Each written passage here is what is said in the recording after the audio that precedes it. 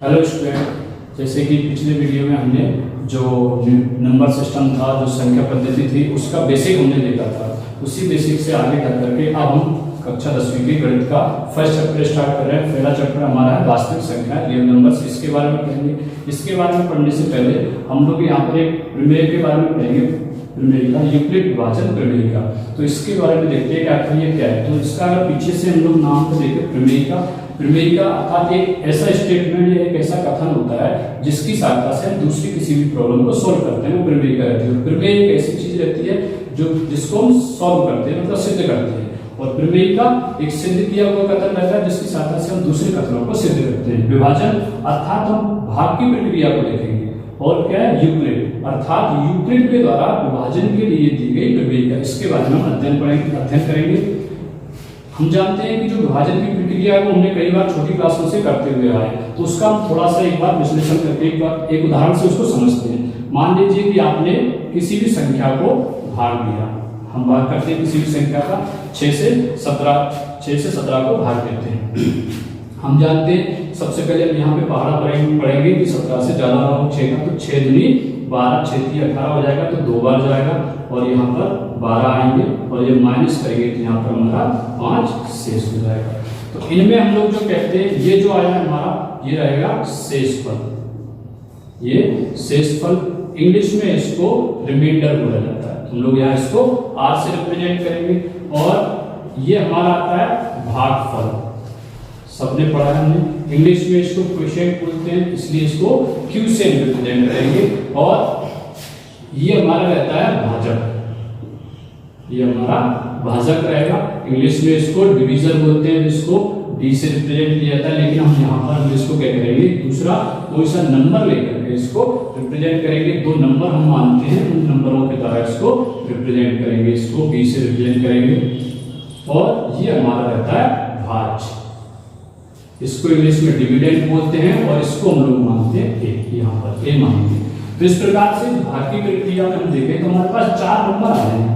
ये 4 नंबरों को लेकर के जो यूक्लिड थे, उन्होंने एक प्रमेय का उन्होंने एक कथन दिया। उस कथन को क्या कहा, जो हम लोग जानते भी हैं, हमने विभाजन की प्रक्रिया में पढ़ा भी है, उसी को हम लोग यहाँ जमा करके देखते हैं। सबसे पहले जो विभाजन की प्रक्रिया का जो कथन होता है उसको लिखते हैं लोग।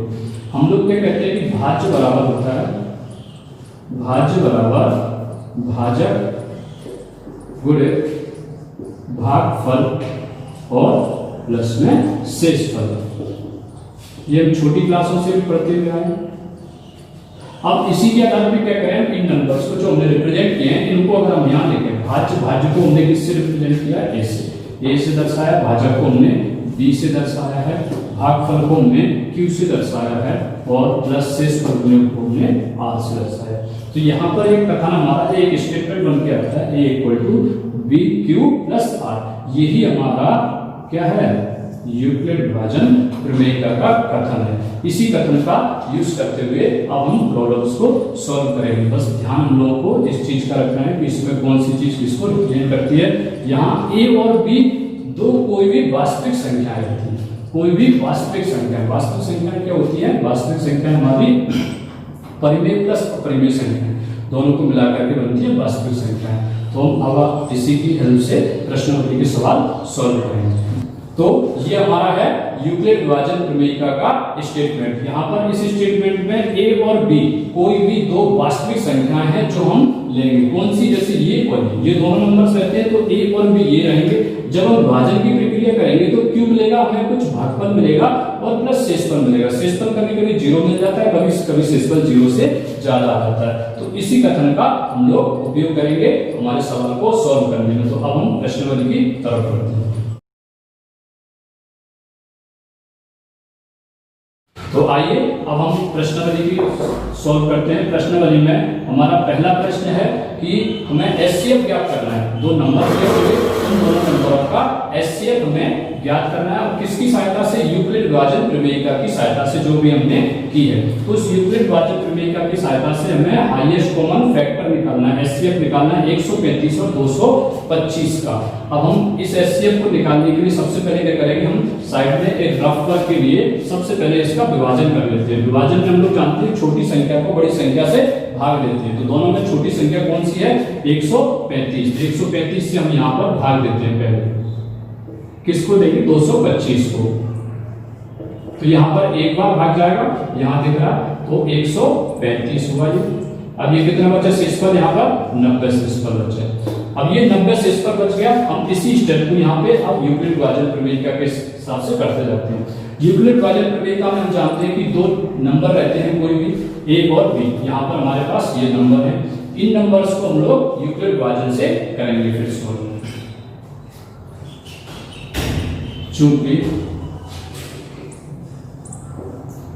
बड़ा कौन है इनमें? 225। 225 बड़ा है 135, अतः यूक्लिड विभाजन प्रमेयिका से, यूक्लिड विभाजन प्रमेयिका से, यूक्लिड विभाजन प्रमेयिका से हम a और b मानते हैं। सबसे पहले जो हमारा भाज्य रहता है उसको हम क्या करते हैं? आगे लिखते हैं। तो बड़ा नंबर हमारा कौन सा है? 225। तो 225 को हमने लिखा यहाँ पर बराबर, ये हमारा क्या हुआ है? ये a नंबर हो गया यहाँ पे। फिर हम लिखते हैं यहाँ पर, चलिए पहले स्टेटमेंट लिख लेते हैं। स्टेटमेंट रहता है हमारा a = bq + r, ये रहता है। और अब इस स्टेटमेंट के हिसाब से हम लोग इनको जमाते हैं, एडजस्ट करेंगे। सबसे पहले हमारा a कौन रहेगा? जो हमारा भाज्य रहेगा। 225 बराबर b कौन है हमारा? 135 गुणा। अब इसके बाद ये क्या रहता है हमारा? भागफल। कितनी बार भाग गया? तो जब हमने 135 से 225 में भाग दिया तो कितनी बार गया था? एक बार। तो हमने यहाँ 1 लिख दिया प्लस 8 मीटर। शेषफल क्या आया था हमारा? 90। तो यहाँ पर क्या लिखेंगे हम? 90 लिख देते हैं। अब यहाँ पर देखिए, इसमें हमें क्या करना है, चीज याद रखनी, जब तक हमारा शेषफल 0 नहीं आ जाता तब तक हम इस भाग की प्रक्रिया को कंटिन्यू करेंगे यहाँ पर। तो अब हम क्या करेंगे, जो हमारे ये दोनों नंबर्स हैं ये भाज्य और भाजक बन जाएंगे। तो ये क्या करेंगे हम लोग? 135 को यहाँ लाएंगे और 90 को यहाँ लाएंगे, अर्थात हम 90 से भाग देंगे हम इसमें 135 में। यहाँ समझते हैं इसको। ये देखिए याद कैसे रखेंगे, जब हम भाग देंगे तब 90 से भाग देना है। किसमें भाग देंगे? तो इसको ऐसे याद रखेंगे कि ये 135 था, इसने 225 को पूरी तरह नहीं काटा। तो क्या करेंगे हम लोग? हम इस 135 को काटेंगे। किसको काटेंगे? 135 को। क्या काटेंगे? हम लोग अपने मन में कह सकते हैं कि तुमने इसको पूरा नहीं काटा, इसलिए अब हम तुम्हें काटेंगे। तो अब हम 90 से विभाजित करते हैं 135 को। तो ये 135 एक बार जाएगा, तो यहाँ पर ये 1 हो गया, यहाँ 90। शेषफल कितना बचा हमारा? 135 में से 90 माइनस करेंगे तो ये हमारा 45। तो इस स्टेटमेंट को यहाँ पे लिखना है, इसी को। तो पहले हम लोग लिख लेते हैं, चूंकि शेषफल 0 नहीं है, अतः पुनः यूक्लिड विभाजन प्रक्रिया से, चूंकि शेषफल 0 नहीं है, अतः पुनः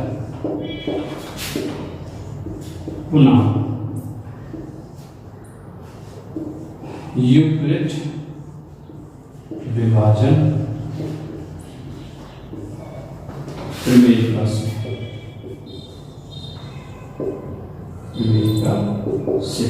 पुनः उसी को लिखते हैं हम लोग। जो हमारा भाज्य रहता है उसको आगे लिखना होता है, बड़े नंबर को भी बताया जाता है। अगर आपको याद नहीं रहे तो इस नंबर को यहाँ शिफ्ट करना और इस वाले को यहाँ शिफ्ट करना। तो 135 बराबर 90 कितनी बार गया था हमारा भाग? एक बार। तो गुणा में एक बार। शेषफल कितना बचा था? 45। ये 45। अब यदि 0 नहीं आया शेषफल तो क्या करेंगे? पुनः हम इसी प्रक्रिया को दोहराएंगे। यहाँ पर चलते हैं। अब क्या करेंगे? याद क्या करना था? इस 90 से हमने 145 को काटा था, 90 ने 135 और 135 को पूरा नहीं काटा, इसलिए हम 90 को काटेंगे। तो हम किसको काटना है? यहाँ पे 90 को, अर्थात 90 से 90 को डिवाइड करेंगे। तो 45 से अगर पकड़ा पड़े हम तो 45 दूनी 90, तो 2 बार में ये हमारा पूरा पूरा भाग चला जाएगा और यहाँ पर शेषफल क्या बचेगा 0। तो उसी को हम लोग अब आगे लिख देते हैं, ये शेषफल पुनः करके और पूरा नहीं लिखते हैं, पुनः लिख देते हैं। क्या करना होता है, हमें इस नंबर को यहाँ शिफ्ट कीजिए और इस वाले को यहाँ शिफ्ट कीजिए, दोनों नंबर को शिफ्ट करते हैं तो ये 90 बराबर कितना हुआ था 45। अब यहाँ पे देखते हैं कितनी बार गया था, 2 बार गया, तो 2। शेषफल क्या बचा था 0, ये शेषफल 0। अब यहाँ हमारा शेषफल क्या आ गया 0 आ गया। अभी बताया था जहां भी हमारा शेषफल 0 आ जाए वही हमारी विभाजन की प्रक्रिया पूर्ण हो जाती है। और इस विभाजन की प्रक्रिया में ये जो हमें भाजक मिलता है, ये जो भाजक मिल रहा है जिससे हमने भाग दिया था, वही भाजक हमारा क्या रहेगा HCF उन दोनों नंबर्स का। तो जो पूरी तरह काट देता है, जो 0 ले आता है वही हमारा भाजक रहेगा। तो यहाँ पर हम लिखेंगे आता है 135 व 225 का HCF बराबर कितना हुआ HCF 45 145 है। तो इस प्रकार से हमें एक विभाजन की प्रक्रिया करनी है यूक्लिड विभाजन प्रमेय से और हमें HCF निकालना है। बाकी जो 2 क्वेश्चन है वो आप अपनी कॉपी में सॉल्व करेंगे और चेक कराएंगे। ध्यान क्या रखना है, छोटे नंबर को सबसे पहले बड़े नंबर से भाग देंगे। जब तक हमारा शेषफल 0 नहीं आ जाता तब तक हम विभाजन की प्रक्रिया को कंटिन्यू करेंगे और जिस नंबर से 0 आता है वही हमारा HCF कहलाता है। तो इस प्रकार से फर्स्ट का फर्स्ट रूल हुआ, आपको सेकंड और थर्ड करेंगे। तो आइए अब हम इस प्रश्नावली का दूसरा सवाल करते हैं। आपका दूसरा सवाल है, दर्शाइए कि कोई भी धनात्मक विषम पूर्णांक 6q+1 या 6q+3 या 6q+5 के रूप का होता है जहां q कोई पूर्णांक है। ये जो सवाल है इसी प्रकार के सवाल आपकी बुक में 2 और दिए गए हैं इसी प्रश्नावली में, सवाल नंबर 4 और 5, और 2 सवाल आपके मिलेंगे उदाहरण नंबर 2 और 3। तो इस प्रकार से देखा जाए तो 5 सवाल है ये, और इन 5 सवालों को करने का एक सिंपल तरीका है। एक सिंपल तरीके से अगर इनको इनका बेसिक समझ में तो इनको हल किया जा सकता है। वैसे ही देखने में काफी टफ लगते हैं कि आखिर क्या किया गया क्या नहीं किया गया, बस हमें देखना कुछ है, थोड़ी सी चीज पर ध्यान देना है। क्या ध्यान देना है कि हमें एक तो क्या सिद्ध करने के लिए बोला गया है, यहाँ हमें क्या सिद्ध करना है कि धनात्मक विषम पूर्णांक, एक चीज ये देखेंगे हम धनात्मक विषम पूर्णांक और उसका ये रूप है। तो हम लोग जानते हैं कि पूर्णांक संख्याएं जो होती है ऋणात्मक और धनात्मक दोनों होती हैं।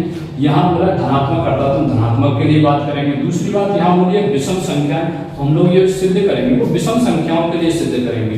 तो बस जो सिद्ध करने के लिए कहा गया है आप उसी पर ध्यान दीजिए और उसी के अकॉर्डिंग फिर हमें सवाल हल करना। और इस प्रकार के जो सवाल हल होंगे वो किससे होंगे, यूक्लिड विभाजन एल्गोरिथम या यूक्लिड विभाजन प्रमेयिका से। हम जानते हैं सबसे पहले अगर यूक्लिड विभाजन प्रमेयिका को हम देखें तो ये होता है a = bq+r।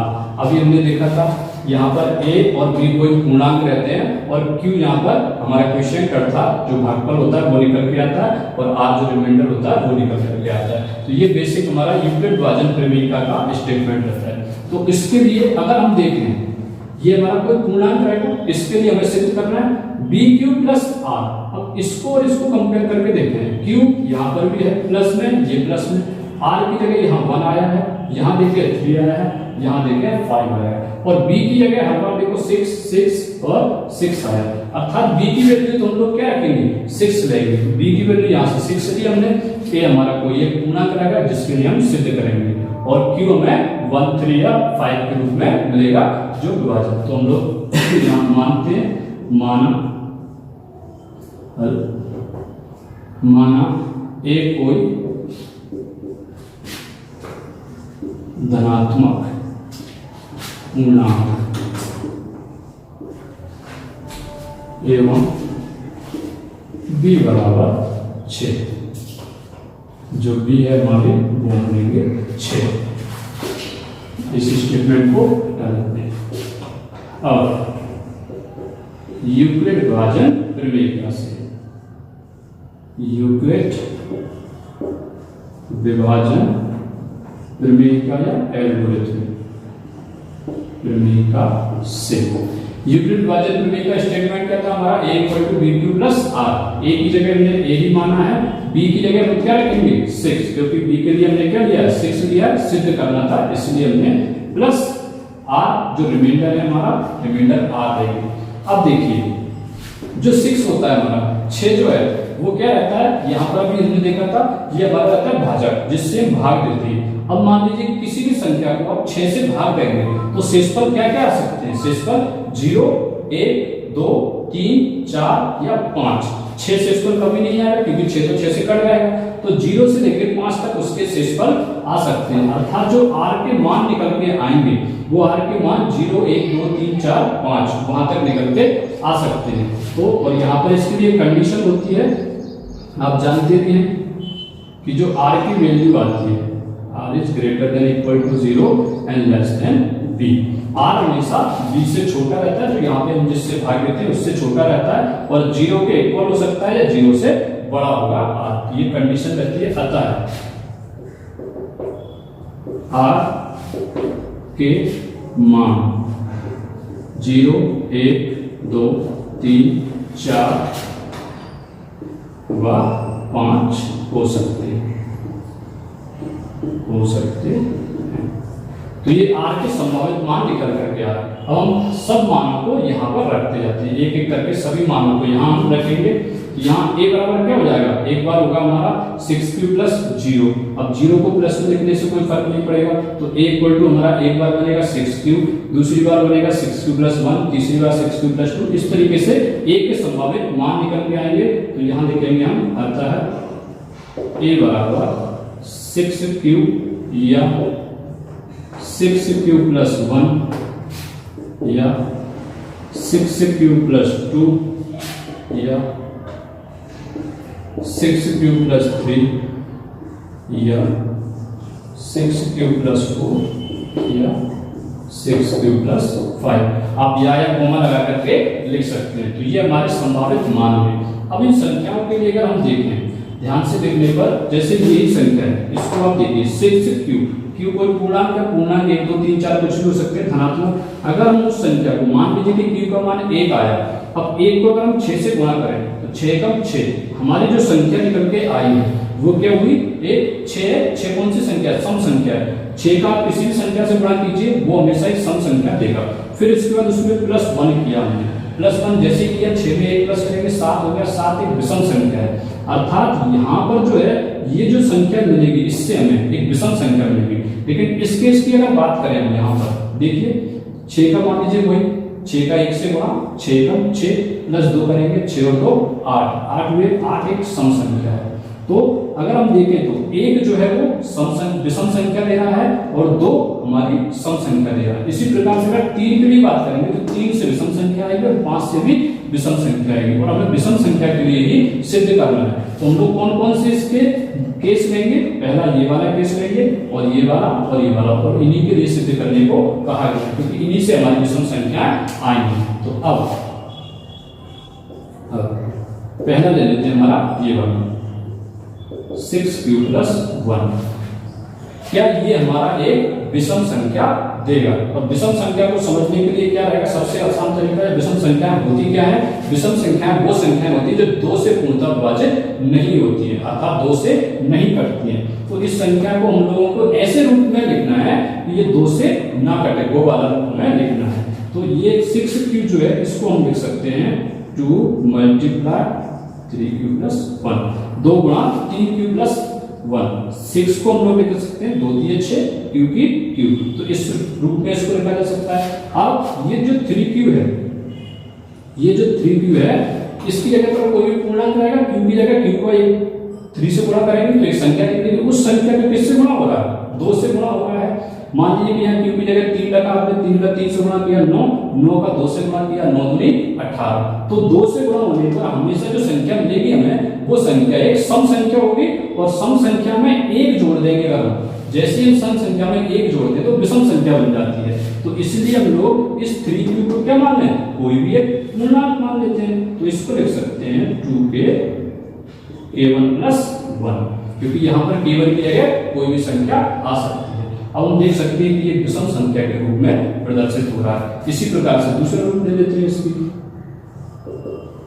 अब हमारा अगला 6q + 3, 6q + 3, इसको भी हम उसी रूप में लिख सकते हैं, 2 × 3q प्लस। अब देखिए यहाँ पर जो 3 है, इस 3 को भी क्या लिखा जा सकता है, 2 + 1। ये क्यों लिखा हमने, जिससे कि कॉमन हमारा आ जाए। अब इसमें से हम लोग कॉमन लेंगे, ये जो है इस पूरे में से हम कॉमन लेते हैं कुछ। इसमें से क्या कॉमन आ रहा है, 2 कॉमन आ रहा है, 2 कॉमन आ रहा है दोनों में से। तो अगली स्टेप में हमने ये 2 कॉमन लिया, 2 बाहर आ गया। यहाँ गुणा में था, पूरा आ जाएगा, तो अंदर बचा हमारा 3q। यहाँ प्लस में था तो 2 से भाग दिया, 2 में 2 एकम 2, तो प्लस में क्या बचा, 1 बचा। ये कोष्टक बंद हमारा, प्लस ऐसा ही, और ये 1।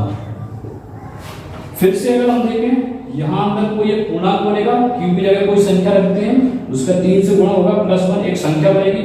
वो संख्या फिर किससे गुणा हो रही है, 2 से गुणा हो रही है। 2 से गुणा हो गई तो अर्थात वो सम संख्या आएगी, और सम संख्या में जैसे ही हम +1 कर देंगे तो वो विषम संख्या हमारी बन जाएगी। तो इस प्रकार से इसकी जगह पर भी हम इस पूरे को किससे रिप्लेस कर देंगे, k2 को ये पूर्णांक रहेगा, तो इसको भी लिखा जा सकता है 2k2 + 1, इस रूप में लिखा जा सकता है। तीसरा केस लेते हैं हम लोग, a बराबर 6q + 5, इसको भी हम उसी रूप में लिख सकते हैं, 2 × 3q प्लस। अब हम लोगों को क्या करना है, यहाँ पर ऐसा फॉर्मूला लिखना है जिससे कि आखिरी में क्या बचा है हमारा 1 बचा है, क्योंकि हम लोग 2 का मल्टीप्लाई करने के बाद +1 करते हैं, इससे संख्या विषम बन जाती है। तो 5 को क्या लिखेंगे हम, 5 को लिखेंगे 4 + 1, और इसमें से हम लोग 2 कॉमन लेंगे। 2 कॉमन लेते हैं यहाँ से, ये देखिए कॉमन लिया, इसमें से चला गया तो अंदर बचा 2q। ये प्लस में लिखा था यहाँ पर, तो इसमें भाग देंगे, 2 से 2 में भाग दिया, 2 दूनी 4, 2 आ गया, तो ये 2 ब्रैकेट 1, ये +1 ऐसा है। फिर से कोई यहाँ पर एक पूर्णांक आएगा, 2 से गुणा होगा, +1 होगा, विषम संख्या रहेगा, तो उस पूर्णांक को हम लोग a3 मान लेते हैं, +1। यहाँ पर अब हमने देख लिया कि कोई भी जो ए संख्या के लिए, कोई भी संख्या होगी एक पूर्णांक है, इस पूर्णांक के लिए ये जो रूप निकल के आ रहा है 6q + 1, 6q + 3, 6q + 5, हमेशा ये आखिरी में जाकर के किस फॉर्म में आ रहा है। अगर इनका जनरल फॉर्म देखा जाए तो 2k + 1, 2k कोई पूर्णांक है, k कोई पूर्णांक है, तो 2k + 1 में आ रहा है। k की जगह कोई भी पूर्णांक रख दिया, उसको 2 से गुणा करेंगे, वो सम संख्या बनेगी, और हम जानते हैं कि सम संख्या में जैसे ही 1 प्लस कर दिया तो विषम संख्या बन जाती है। अर्थात हर बार ये विषम संख्या के रूप में लिखा जा सकता है। यहाँ लिख देंगे हम देखते हैं कि 6q + 1, 6q + 3 और 6q + 5 को सामान्य रूप, एक सामान्य रूप दे देते हैं। सामान्य रूप क्या रहेगा, 2k + 1, 2k + 1 के रूप में लिखा जा सकता है। अतः यह और ये सामान्य रूप, ये सामान्य रूप एक विषम संख्या प्रदर्शित करता है। ये जो सामान्य रूप है वो क्या दिखाता है, विषम संख्या दे रहा है, विषम संख्या प्रदर्शित करता है। तो इस प्रकार से हम सिद्ध कर सकते हैं कि ये जो कोई भी धनात्मक पूर्णांक लेंगे उसको हम 6q + 1, 6q + 3 या 6q + 5 का जो फॉर्म होगी वो हमेशा एक विषम संख्या के रूप में प्रदर्शित होगी। बाकी के क्वेश्चन जो है वो भी आप इसी प्रकार से हल कर सकते हैं। बस उसमें जो कहा गया, जैसे अगर वर्ग करने के लिए कहा जाए तो हम लोग क्या करेंगे, यहाँ से उनका वर्ग करना शुरू करेंगे। और अगर विषम, यहाँ हमने क्या देखा था, विषम के लिए कहा गया था, इसलिए हमने इसको छोड़ दिया था 2, 4 वाला केस और ये 0 वाला केस, क्योंकि ये सम संख्याएं देते हैं। हमें विषम के लिए बोला गया था, हमने इसलिए विषम के केस में लिए। अगर आपसे कहा जाए कि कोई धनात्मक पूर्णांक है, सम या विषम नहीं कहे तो सारी संख्याओं को आपको लेना है। अगर वर्ग करने के लिए कहते हैं तो यहाँ पे वर्ग करेंगे, घन करने के लिए कहते हैं तो यहाँ पे हम घन करेंगे, सम संख्या के लिए कहा जाएगा यहाँ पर हम सम संख्या का केस लेंगे, और जैसा भी वो सॉल्व करने के लिए, सिद्ध करने के लिए कह रहे हैं उस प्रकार से हम सिद्ध कर सकते हैं। तो आइए अब हम प्रश्न नंबर 3 हल करते हैं। प्रश्न नंबर 3 कह रहा है कि हमारा एक सेना की टुकड़ी है जिसमें 616 सदस्य होते हैं, और उन 616 सदस्यों को 32 बैंड, एक बैंड है, म्यूजिक बैंड है सेना का ही, आर्मी का, उसमें 32 सदस्य हैं, उनके पीछे उनको चलना है। लेकिन क्या करना है, दोनों टुकड़ियों को, जो सेना की टुकड़ी है उसको, जो बैंड है उसको, दोनों टुकड़ियों को समान स्तंभों में चलना है। कितने स्तंभों में वो चल सकते हैं, तो हमें बताना है कि अधिकतम स्तंभों की संख्या क्या होगी जिससे कि वो समान स्तंभों में मार्च कर सकें। तो इस प्रकार से अगर हम देखें तो इन दोनों का जो अधिकतम स्तंभों की संख्या निकलेगी वो हमारी एचसीएफ से निकलेगी, और एचसीएफ हमारे किस विधि से निकाल रहा है, यूक्लिड विभाजन प्रमेयिका से। तो हम लोग यहां देख सकते हैं स्तंभों की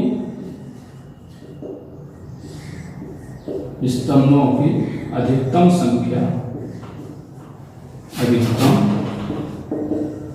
संख्या 616 व 32 का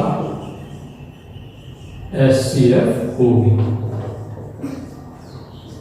616 और 32 का एचसीएफ होगी। 616 और 32 का एचसीएफ निकालते हैं हम लोग।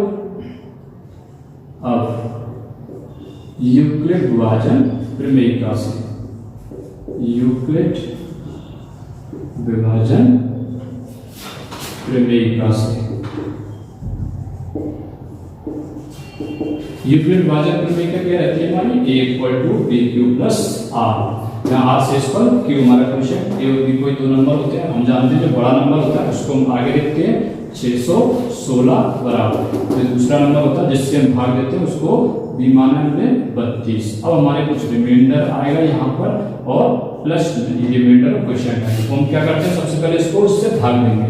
तो 32 को भाग देते हैं, 32 से भाग देंगे 616 को, 32 का पहाड़ पढ़ के देखेंगे, 32 दूनी 64, ज्यादा हो रहा है अर्थात एक ही बार जाएगा, तो एक बार गया और यहाँ पे हमने लिख दिया 32। अब हम क्या करेंगे, माइनस करते हैं, 61 में से 32 माइनस किए, ये कितने बचे 29।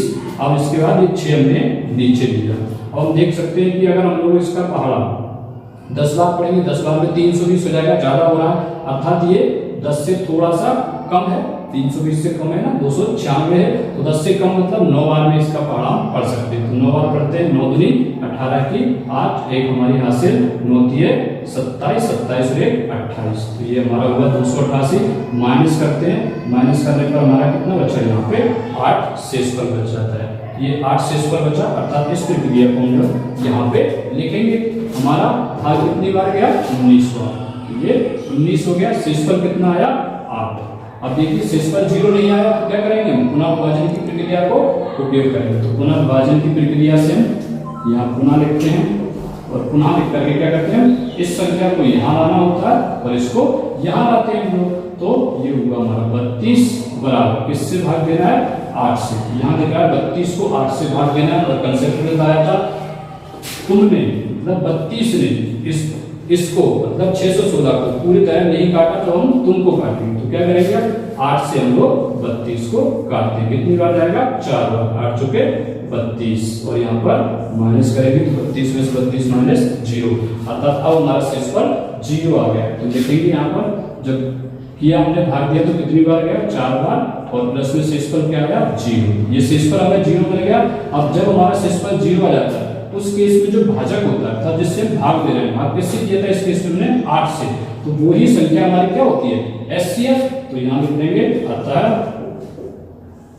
616 व और क्या थी हमारी संख्या 32 का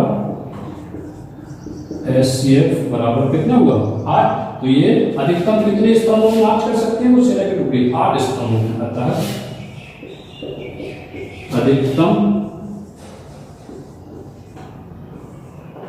8 स्तंभों में मार्च कर करते हैं। तो इस प्रकार से ये आपका तीसरा प्रश्न भी पूरा होता है और इस प्रश्नावली में बचा हुआ आपका जो 2 क्वेश्चन है वो करना है, प्लस आपको जो उदाहरण नंबर 2 और उदाहरण नंबर 3 वो प्रश्न आपको करने हैं। ये आपका होमवर्क है। अगर वो प्रश्न नहीं आते हैं तो आप ग्रुप में पूछ सकते हैं, कोई डाउट होता है तो ग्रुप में पूछिए। इसका होमवर्क कंप्लीट करके चेक कराइए और जो क्वेश्चन दिए आपको वो भी आपके लिए होमवर्क रहेंगे।